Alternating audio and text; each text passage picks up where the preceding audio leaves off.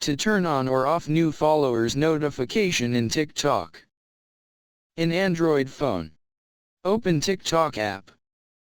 Tap TikTok to open.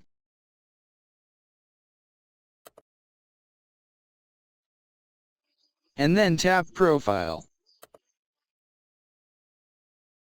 Next, tap More icon or 3-line icon. Tap Settings and Privacy.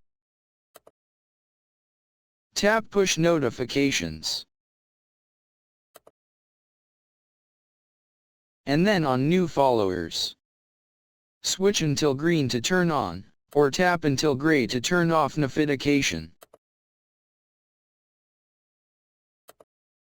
Thanks for watching, have nice day.